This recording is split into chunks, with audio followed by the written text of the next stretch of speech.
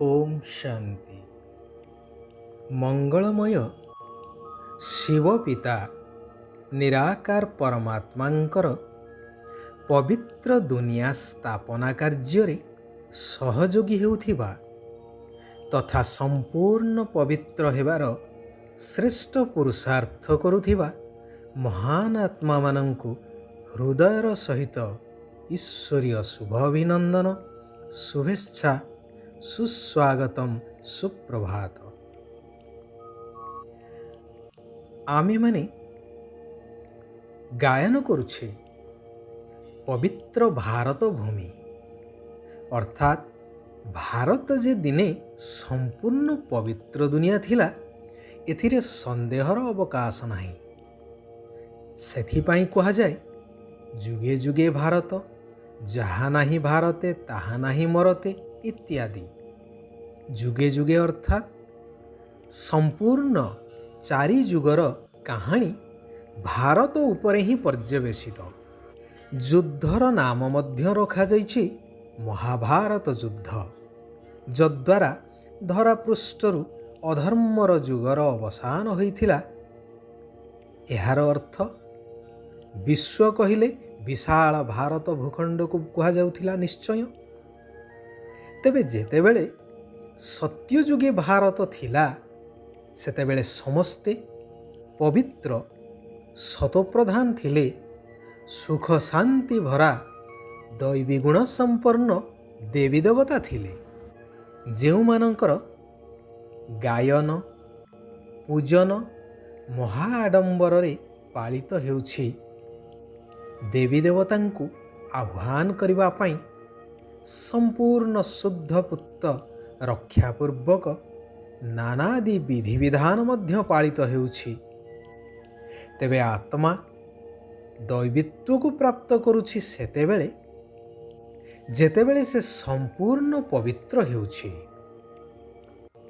पवित्रतार महत्व जुगे जुगे सर्वाग्रे रही आसिछि। एबे मध्य दुनियार केते उच्च पदपदवीर अधिकारी ही थांतु, केते प्रतिभाशाली बा प्रभावशाली व्यक्तित्व ही थांतु,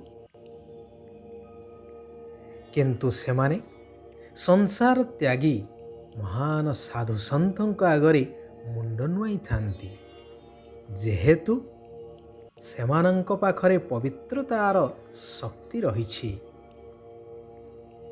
घनिष्ठ बंधु दुई जण जणे मुनिंकर शिष्यत्व ग्रहण कले।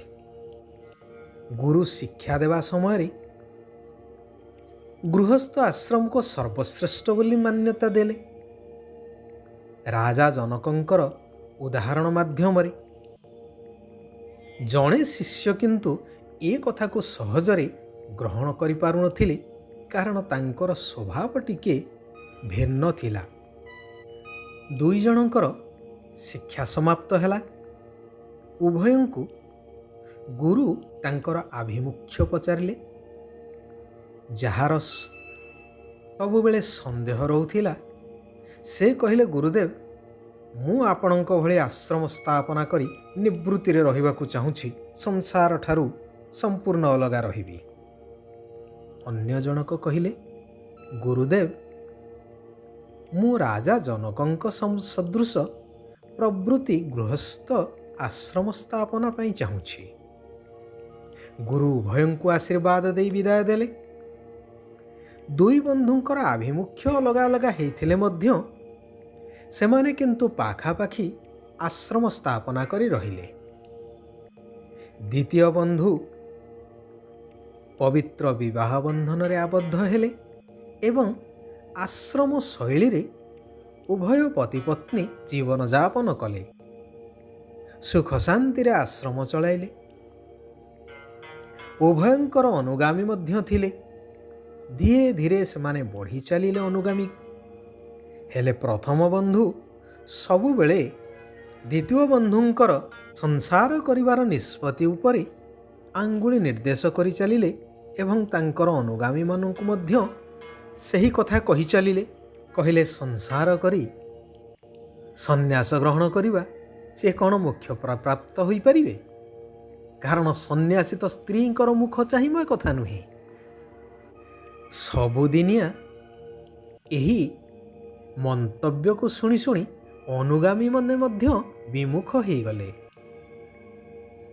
ଦ୍ୱିତୀୟ ବନ୍ଧୁଙ୍କ ଆଶ୍ରମକୁ ସେମାନେ ଯିବାକୁ ଲାଗିଲେ, କାରଣ ଦ୍ୱିତୀୟ ବନ୍ଧୁ ଏବଂ ତାଙ୍କର ପତ୍ନୀ ଉଭୟ ଉତ୍ତମ ସ୍ୱଭାବର ଥିଲେ। ସମସ୍ତଙ୍କୁ କିପରି ଆତ୍ମା ସଦ୍ଗତିକୁ ପ୍ରାପ୍ତ ହୋଇପାରିବ ସେହି ଶିକ୍ଷା ଦେଇ ଚାଲୁଥିଲେ। ସେମାନେ ଉଭୟ ସମ୍ପୂର୍ଣ୍ଣ ପବିତ୍ରତାକୁ ଧାରଣ କରି ତପସ୍ୟାରତ ଥିଲେ। ହେଲେ ପ୍ରଥମ ବନ୍ଧୁ ଯଦିଓ ସନ୍ନ୍ୟାସୀ, ସଂସାର ତ୍ୟାଗୀ, ଶାରୀରିକ ରୂପରେ ସମ୍ପୂର୍ଣ୍ଣ ପବିତ୍ର ଥିଲେ, ହେଲେ ମାନସିକ ସ୍ତରରେ ସବୁବେଳେ ଦ୍ୱନ୍ଦ୍ୱରେ ଥିଲେ, ଅର୍ଥାତ୍ ସେହି ଓଲଟା କଥାକୁ ମାନସିକ ସ୍ତରରେ ବୋହି ବୋହି ଚାଲୁଥିଲେ, ଯାହାଦ୍ୱାରା ତାଙ୍କର ଧୀରେ ଧୀରେ ଆତ୍ମଶକ୍ତି କ୍ଷୟ ହେବାକୁ ମଧ୍ୟ ଲାଗିଲା। ତାଙ୍କ ଅଗୋଚରରେ ଏପରି ସମୟ ଆସିଲା, ତାଙ୍କ ପାଖକୁ ଜଣେ ମଧ୍ୟ ଅନୁଗାମୀ ଆଉ ଗଲେ ନାହିଁ। ହତୋତ୍ସାହିତ ହୋଇ ସେ ସ୍ଥାନ ଛାଡ଼ି ଅନ୍ୟତ୍ର ଚାଲିଗଲେ। ସେଥିପାଇଁ ବାସ୍ତବରେ କୁହାଯାଇଛି ଗୃହସ୍ଥ ଆଶ୍ରମ ସର୍ବଶ୍ରେଷ୍ଠ।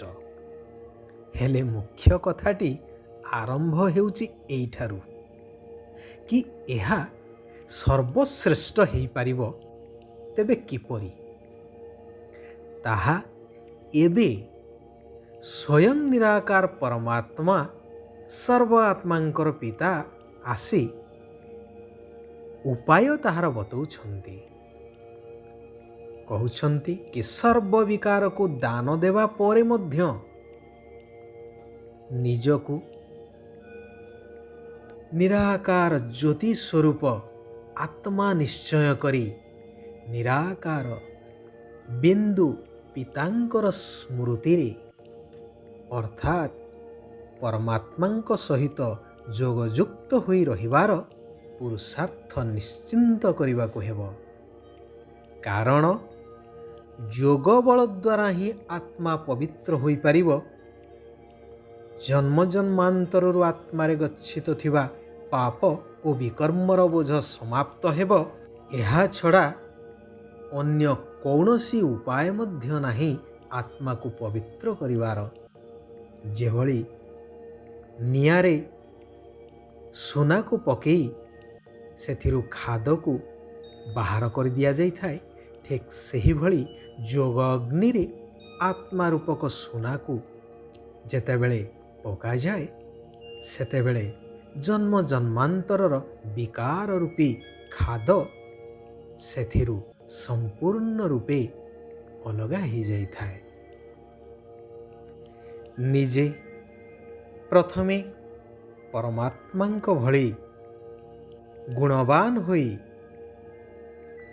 ଈଶ୍ୱର ପିତାଙ୍କ ଭଳି ଦୁଃଖହର୍ତ୍ତା ସୁଖକର୍ତ୍ତା ହୋଇ ସମସ୍ତଙ୍କ ଉପରେ ଜ୍ଞାନ ଜଳ ସିଞ୍ଚନ କରିବା ଦରକାର।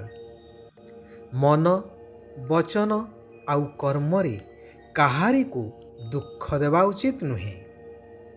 କୌଣସି ବିକର୍ମ ଯେପରି ନ ହେଉ ସେଥିପ୍ରତି ସଜାଗ ରହି ଶ୍ରେଷ୍ଠ ଆଚରଣ ସହ ବାବାଙ୍କ ସ୍ମୃତିରେ ରହି ନିଜର ସମୟକୁ ସଫଳ କରିବା ଦରକାର।